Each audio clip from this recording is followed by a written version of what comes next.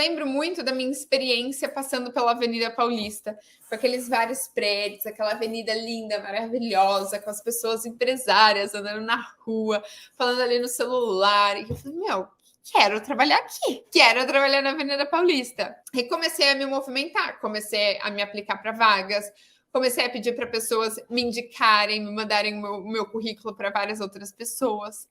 Até que eu fui chamada para trabalhar no Groupon, que é um e-commerce, né? Um site, começou como compras coletivas, depois mudou para e-commerce, e é uma empresa de tecnologia, assim, super inovadora. Eu não fazia ideia que eu estava trabalhando numa empresa que fez história, faz parte da história de startups, de empresas de tecnologia. E eu fui chamada para fazer uma entrevista lá, né? Me chamaram para entrevista.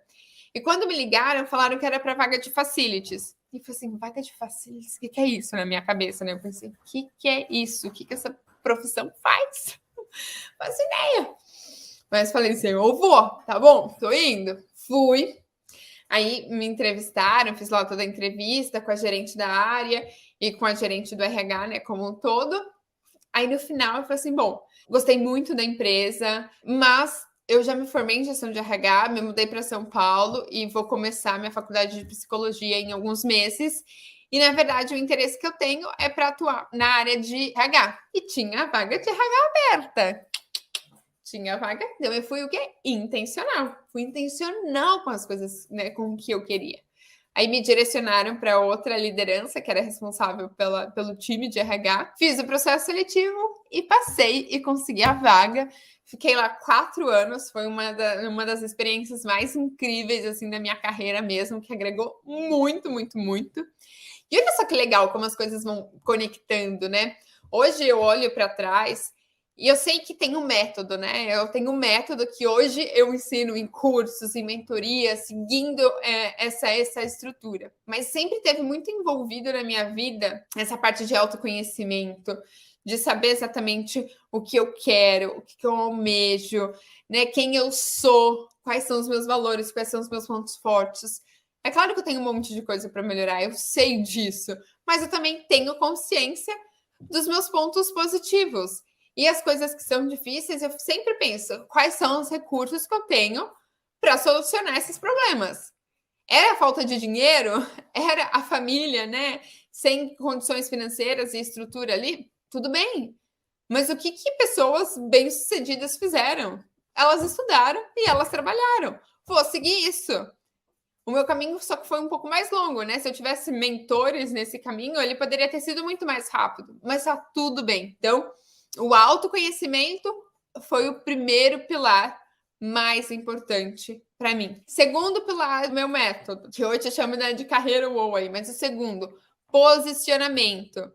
Posicionamento pensando em posicionamento online, vamos combinar? Então, de você estar ali no LinkedIn, bem posicionado e bem posicionado, mas um posicionamento offline. Eu estou numa reunião, eu estou numa entrevista. Se é isso que eu quero, tenho que me posicionar, eu tenho que falar. Eu estava empregada, eu não estava desempregada. Eu tinha ali os meus valores, eu estava preparada de fato para aquela posição. Então, sim, estava segura e me posicionei, certo? E o terceiro, que é a intencionalidade. Eu sou intencional, eu tenho um plano. Olha só, daí da loja que eu ganhava 1.500 com comissão, eu fui para Campinas para ganhar R$ 900, mas porque eu sabia, tô dando aqui alguns passinhos para trás, mas porque o meu plano maior, ele tá chegando, que vai ser em São Paulo. Então, mesmo que eu vou passar perrengue aqui por algum tempo, mas eu tô preparada, eu vou conseguir isso. Então, é a intencionalidade. Então, esse pilar de carreira UOL é baseado nesses 3 pilares, que é autoconhecimento, posicionamento e intencionalidade, que é daí onde você faz as coisas acontecerem e coloca a mão na massa, tá? Vou dar uma corrida aqui para explicar e eu vou linkando algumas outras pequenas histórias que estão entrelaçadas entre elas, tá? Então, entendendo, né, que esse método funcionaria em outras frentes também, depois de 4 anos, eu falei assim, bom, aqui o meu ciclo se encerrou. Eu já fiz várias coisas. Se eu continuar aqui, eu vou continuar empregada, eu vou continuar crescendo, mas a longo prazo, eu vou me tornar uma profissional obsoleta, né? Eu vou ficar para trás. Então, é agora, é hora de mudar. 4 anos, fiz a minha história aqui, entendi quais seriam as possibilidades dentro daquele cenário. Bom, bora. Comecei a fazer processos seletivos, entrei na Acreditas, que é uma das maiores fintechs aí do Brasil, que eu entrei, tinha 100 pessoas, nessa aí tinha 2.000. Também entrei para atuar na área de RH, de recursos humanos, mas eu sabia que eu queria trabalhar com employer branding, que é, né, trabalhar com marca empregadora, que está mais relacionado ao marketing. Qualquer dia eu posso me aprofundar mais nesse tema aqui para vocês. Ok, então eu entrei, fui contratada para fazer recrutamento e seleção. Ok, fui contratada para isso, mas a minha vaga que eu estava almejando era employer branding. Então, enquanto eu tinha que entregar, tinha que fazer as coisas acontecerem ali, mas no meu tempo extra, à noite, de final de semana, começava a me dedicar a essa outra área. Então, automaticamente, as coisas, né, employer branding foi gerando impacto e resultado dentro da empresa. Aí eles falaram, não, peraí, depois de 6 meses, eu falei assim, bom, Winnie, ó, você entrega, faz as coisas acontecerem ali, mas isso que você está fazendo está gerando resultado. Vamos mudar você de área. Agora você vai ser a pessoa responsável por employer branding. Mas antes disso, eu busquei conhecimento, eu fiz todas as minhas fontes internas, eu eduquei toda a liderança sobre o que era employer branding, que ninguém sabia o que era. Eu mostrei o valor daquilo antes, de fato, de conseguir esse chapéu e de conseguir essa posição. Então, eu construo as minhas oportunidades. Quando eu falo de vocês assumirem as rédeas da carreira, é exatamente isso. Você não espera o RH, você não espera a liderança mostrar e falar assim, não, coitada da Winnie, olha, ela tem que estar nessa posição. Não, eu nunca tive isso. Eu tive sempre que criar os meus espaços. As coisas não vieram assim fáceis. Eu tive que criar essas oportunidades. Quando eu fui para Campinas, aconteceu a mesma coisa. Eu divulguei ali o meu perfil, meu currículo com outras pessoas. A vaga em Campinas não existia. Mas eu liguei, eu me preparei, eu falei, montei um plano de como que eu poderia ajudar ali na empresa. Fiz tudo, até que eles, tipo, putz, a gente precisa dessa pessoa. Ela vai gerar valor, ela vai fazer alguma coisa que boa, né, para nossa empresa.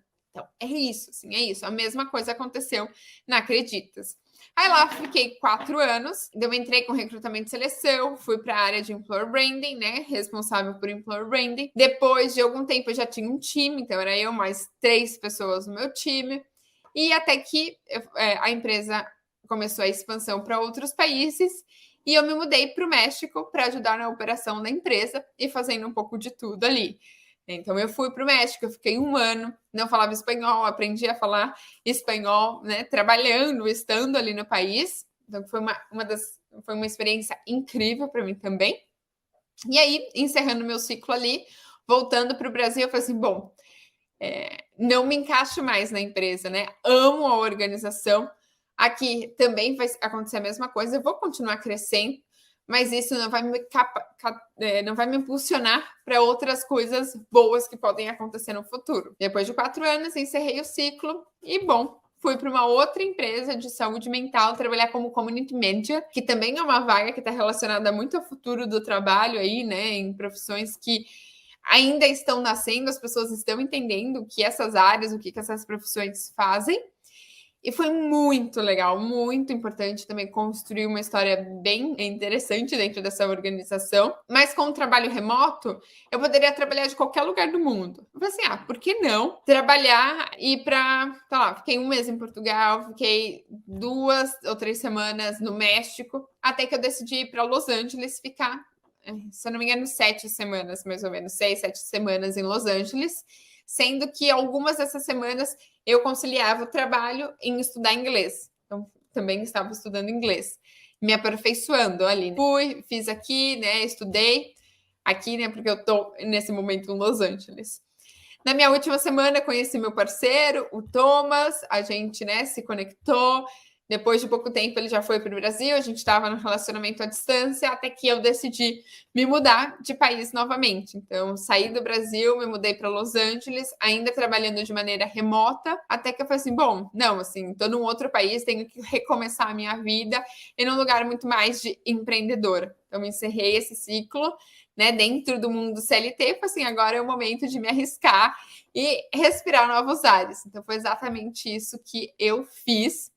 Então, em 2023, me mudei, né, oficialmente para Los Angeles, para cá. Ok, e agora, né, como que essas coisas se conectam, né, como tudo isso se conecta? Eu falei que eu trabalhei com Employer Branding nessa empresa, e em paralelo a tudo isso, eu criei uma comunidade chamada Employer Branding Brasil. E isso, né, essa comunidade que nasceu sem fins lucrativos, muito mais por um hobby, coisas que eu gostava, então eu já compartilhava conteúdos, artigos, já fazia palestras relacionadas a esse tema, cresceu, hoje é uma das fontes de renda que eu tenho, e legal que sempre foi um plano B, né? Não era o meu foco principal, sempre foi um plano B, ou side project, que é um termo que eu vou utilizar bastante aqui também, que me ajudou a desenvolver várias habilidades, a trabalhar a minha marca pessoal, né, a ganhar mais reconhecimento dentro da empresa que eu estava e fora. Então, hoje é um dos trabalhos e uma das empresas que eu tenho. Fora uma agência, que eu também sou sócia, uma agência focada nesse tema, então, onde eu tenho serviços e produtos, e tudo que é relacionado mais à carreira, que também sempre foi um tema, né, que eu gostei muito, e já tem um tempo que eu tenho método, que eu tenho curso, que eu tenho palestras, que eu tenho mentorias, e é isso que eu ofereço para organizações e também para as pessoas que têm interesse, né, em aprender comigo e aprender com esse método. É claro que aqui são alguns minutos, né, no que eu vou contar a minha história, pensar em todos os pontos ali que me fizeram, né, ter essas viradas de chave, mas acho que é importante, assim, vocês entenderem como que essas coisas elas vão se conectando, né? Como que essa menina ali que com 12 anos vendia miçangas, com 14 anos estava trabalhando num trailer de cachorro-quente, hoje mora em Los Angeles, que foi uma motivação mais pessoal, mas que é empreendedora e consegue aí tocar 3 empresas ao mesmo tempo, né? É isso que eu faço hoje, toco 3 empresas diferentes.